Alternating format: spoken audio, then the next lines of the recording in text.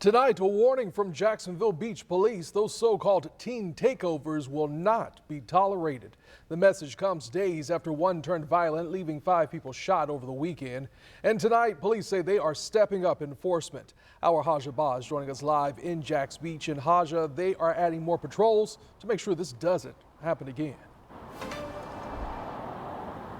That's right, Anthony, and spring break is not far away, and police say they're planning ahead, adding more patrols, monitoring social media, and making sure another takeover doesn't happen again.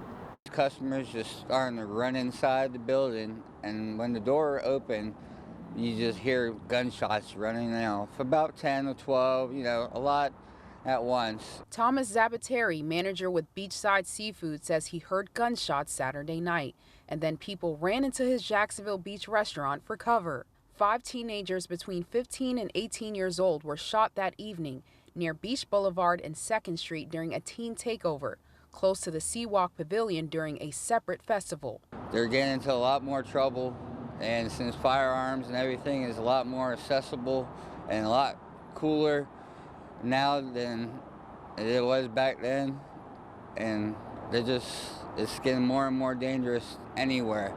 Jacksonville Beach Police Commander Thomas Crumley says officers were aware of another possible gathering this weekend. They'll once again see a large police presence, and we plan on talking to those that are promoting that sooner rather than later. He says Jax Beach Police are increasing visibility and preparing for spring break with extra patrols, and he says he has this message for organizers of teen takeovers.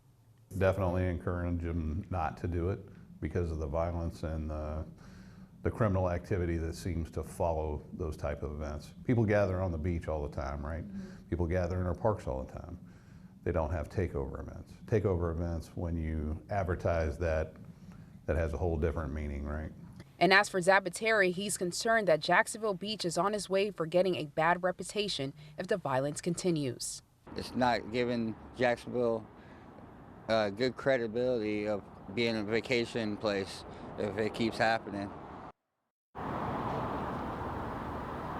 And police made their message very clear that takeovers will not be tolerated. Moving forward, they plan on adding more police presence across Jacksonville Beach in the summer and spring months. Reporting in Jacksonville Beach, Haja Ba, First Coast News on your side.